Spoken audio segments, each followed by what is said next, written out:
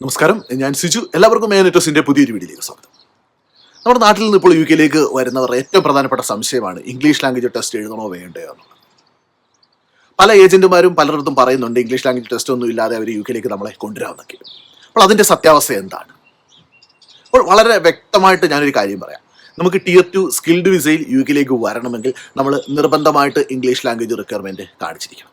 നമുക്ക് 10 പോയിന്റ് നമ്മുടെ point base സിസ്റ്റത്തിൽ കിട്ടുന്നത് ഈ ഇംഗ്ലീഷ് ലാംഗ്വേജ് റിക്വയർമെൻറ്റ് കാണിക്കുമ്പോഴാണ്. ഞാൻ ഈ വീഡിയോ പിന്നെയും ചെയ്യുന്നതിൻ്റെ കാരണം എന്ന് വെച്ചാൽ ഇപ്പോഴും നമ്മുടെ നാട്ടിലുള്ള ഒരുപാട് പേര് കൊണ്ട് പൈസ കൊടുക്കുന്നുണ്ട് ഏജന്റുമാർക്ക് 4-5 ലക്ഷം രൂപ ഇംഗ്ലീഷ് ലാംഗ്വേജ് ടെസ്റ്റ് ഇല്ലാതെ യുകെയിലേക്ക് വരാൻ വേണ്ടി. അപ്പോൾ ഒരു കാര്യം നിങ്ങളുടെ മനസ്സിൽ ഓർത്ത് വെച്ചിരിക്കുക, Tier 2 വിസയിൽ യുകെയിലേക്ക് ഇംഗ്ലീഷ് ലാംഗ്വേജ് ടെസ്റ്റ് ഇല്ലാതെ വരാൻ സാധിക്കുന്നത് ഇൻട്രാ കമ്പനി ട്രാൻസ്ഫർ ചെയ്യുന്നവർക്ക് മാത്രമായിരിക്കും. അതായത് ഇന്ത്യയിലുള്ള ഒരു കമ്പനിയിൽ നിന്ന് അവരുടെ തന്നെ യുകെയിലുള്ള ഒരു കമ്പനിയിലേക്ക് ട്രാൻസ്ഫർ ചെയ്ത് വരുന്നവർക്ക് ഇംഗ്ലീഷ് ലാംഗ്വേജ് റിക്വയർമെൻറ്റ് കാണിക്കേണ്ട. ബാക്കി എല്ലാവർക്കും തന്നെ വിസയ്ക്ക് വേണ്ടി ഇംഗ്ലീഷ് ലാംഗ്വേജ് റിക്വയർമെൻറ്റ് കാണിക്കേണ്ടതാണ്. ഇതിപ്പോൾ വിസിറ്റ് വിസയിലൊക്കെ കൊണ്ടുവരുന്നതിന് കുഴപ്പമില്ല. ചില ഏജന്റുമാരൊക്കെ നമ്മുടെ ആൾക്കാരെ വിസിറ്റ് വിസയിൽ യുകെയിലേക്ക് കൊണ്ടുവരാറുണ്ട്. അവർക്ക് ഇംഗ്ലീഷ് ലാംഗ്വേജ് റിക്വയർമെൻ്റ് ഒന്നും കാണിക്കേണ്ട.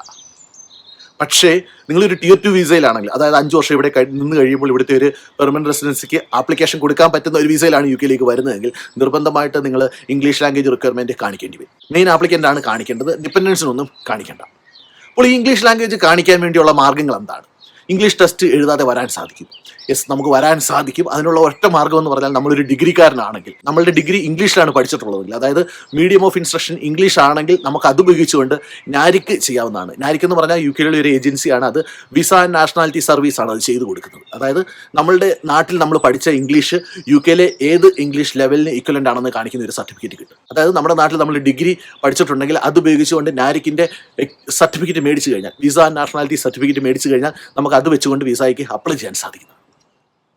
അപ്പോൾ ഇത് നമുക്ക് ചെയ്യാൻ സാധിക്കുന്നതാണ്, ഓൺലൈൻ വഴി ചെയ്യാൻ സാധിക്കുന്നതാണ്. ഇതിൻ്റെ ടാക്സും എല്ലാം കൂടെ വരുമ്പോൾ, ടാക്സും പോസ്റ്റേജും എല്ലാം കൂടെ വരുമ്പോൾ ഏകദേശം 17,000 രൂപയാണ് അതിനുവേണ്ടി മാക്സിമം വരുന്നത് 10 ദിവസത്തെ സർവീസിന്. അതൊന്ന് ഓർത്ത് വെച്ചിരിക്കുന്നത്. നാരിക്കിന് 10 ദിവസം സർവീസ് ആണെങ്കിൽ മാക്സിമം വരുന്നത് 17,000 രൂപ ആയിരിക്കും മാക്സിമം നമ്മുടെ എക്സ്പെൻസ് വരുന്നത്. ഇത് ടാക്സ് ഇൻക്ലൂഡഡ് ആണ്, പോസ്റ്റേജ് എല്ലാം കൂടെ ചേർത്താണ് വരുന്നത്.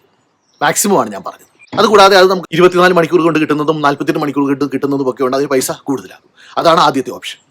ഇനി അടുത്ത ഓപ്ഷൻ എന്ന് പറഞ്ഞു കഴിഞ്ഞാൽ, നമുക്കറിയാമല്ലോ നമ്മുടെ വിദേശത്ത് നിന്ന് യുകെയിലേക്ക് വരണമെങ്കിൽ, ഇപ്പം നമുക്ക് യുകെയിലുള്ള ഒരാളാണെങ്കിൽ നേരത്തെ ഇവിടെ വന്നിട്ടുള്ളൂ, ഇപ്പം സ്റ്റുഡൻറ്റ് വിസയിലൊക്കെ വന്നവർ ഇംഗ്ലീഷ് ലാംഗ്വേജ് റിക്വയർമെൻറ്റ് അവരുടെ വിസയുടെ സമയത്ത് കാണിച്ചിട്ടുണ്ടെങ്കിൽ അവരിവിടെ നിന്ന് വിസ ചേഞ്ച് ചെയ്ത് വീണ്ടും ഒരു മറ്റൊരു സ്കിൽഡ് വിസയിലോട്ട് മാറുമ്പോൾ ഇംഗ്ലീഷ് ലാംഗ്വേജ് റിക്വയർമെൻറ്റ് കാണിക്കേണ്ട. കാരണം നമ്മുടെ വിസ ആപ്ലിക്കേഷന് അതൊരു ക്വസ്റ്റ്യൻ ഉണ്ട്, നിങ്ങളുടെ പ്രീവിയസ് വിസ ആപ്ലിക്കേഷൻ നിങ്ങൾ ഇംഗ്ലീഷ് ലാംഗ്വേജ് റിക്വയർമെൻറ്റ് കാണിച്ചിട്ടുണ്ടോ? അത് നമ്മൾ യെസ് ക്ലിക്ക് ചെയ്ത് കഴിഞ്ഞാൽ പിന്നെ നമ്മൾ മറ്റ് ഇംഗ്ലീഷ് ലാംഗ്വേജ് റിക്വയർമെൻറ്റ് കാണിക്കേണ്ട. അത് രണ്ടാമത്തെ ഒരു കാര്യം. ഇനി മൂന്നാമത്തെ ഓപ്ഷൻ എന്ന് പറഞ്ഞാൽ സെക്യൂർ ഇംഗ്ലീഷ് ലാംഗ്വേജ് ടെസ്റ്റ് എഴുതുക എന്നുള്ളതാണ്. അതിന് സെൽറ്റ് എന്നാണ് പറയുന്നത്, സെക്യൂർ ഇംഗ്ലീഷ് ലാംഗ്വേജ് ടെസ്റ്റ്.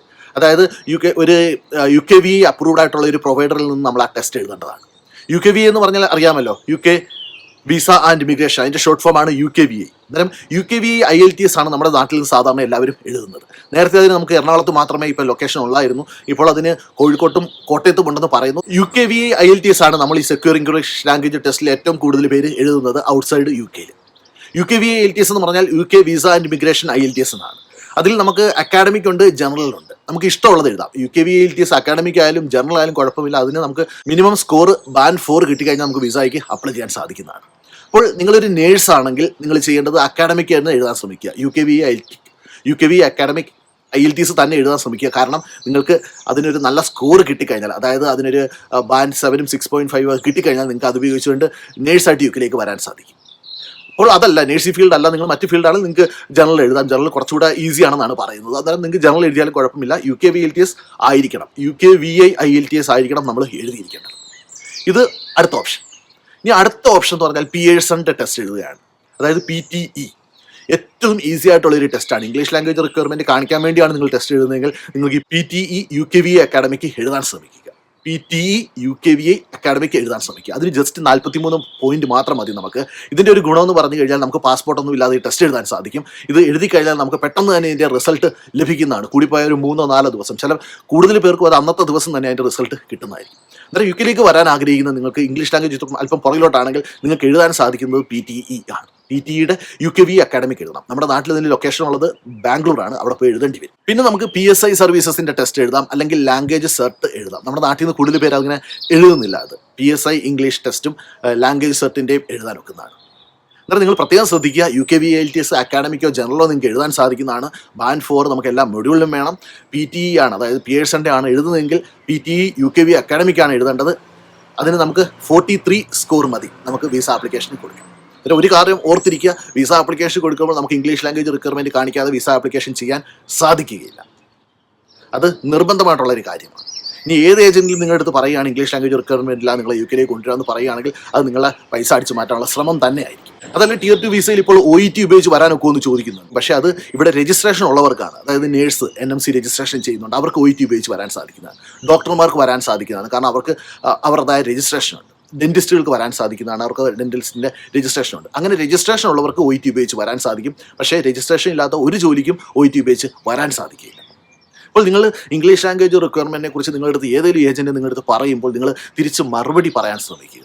നിങ്ങൾ തിരിച്ച് അവരുടെ അടുത്ത് ക്വസ്റ്റ്യൻ ചോദിക്കാൻ ശ്രമിക്കുക പൈസ കൊടുക്കുന്നതിന് മുമ്പ്. ഇപ്പോൾ നമ്മുടെ നാട്ടിലെ ഒരു ടെൻഡൻസിയാണ്, നമ്മളിപ്പോൾ UKയിലുള്ള ആരെയും വിളിച്ച് നിങ്ങളുടെ അടുത്ത് പറയുകയാണ് വിസ തരാമെന്ന് പറഞ്ഞു കഴിഞ്ഞാൽ ഉടനെ നിങ്ങൾ കൊണ്ട് എത്ര ലക്ഷം രൂപ ചോദിച്ചാലും അവർക്ക് കൊടുക്കും. ആ ഒരു പ്രവണത നിങ്ങൾ മാറ്റണം. നമ്മൾ അവരെക്കുറിച്ച് അന്വേഷിക്കണം, അവരെന്താണ് ചെയ്യുന്നതെന്ന്. നമ്മുടെ ടെലഗ്രാം ഗ്രൂപ്പിൽ നിങ്ങൾക്ക് ജോയിൻ ചെയ്യാവുന്നതാണ്. അവിടെ നിങ്ങൾക്ക് ഒരുപാട് നിർദ്ദേശങ്ങൾ ലഭിക്കുന്നതാണ്. അതുപോലെ തന്നെ വാട്സപ്പ് കൂട്ടായ്മകളിലും ജോയിൻ ചെയ്യാൻ ശ്രമിക്കും. അപ്പോൾ ഇന്നത്തെ ഈ വീഡിയോ നിങ്ങൾക്ക് പ്രയോജനപ്പെടുത്താൻ ഞാൻ പ്രതീക്ഷിക്കുന്നു. നിങ്ങൾക്ക് ഈ വീഡിയോ ഇഷ്ടപ്പെട്ടെങ്കിൽ നിങ്ങളുടെ ഫ്രണ്ട്സിന് ഷെയർ ചെയ്യുക. അതോടൊപ്പം നിങ്ങളുടെ അഭിപ്രായങ്ങളും നിർദ്ദേശങ്ങളും കമൻറ്റ് ചെയ്യുക. അപ്പോൾ മറ്റൊരു വീഡിയോയുമായി കാണുന്നവരെ എല്ലാവർക്കും നന്ദി, നമസ്കാരം.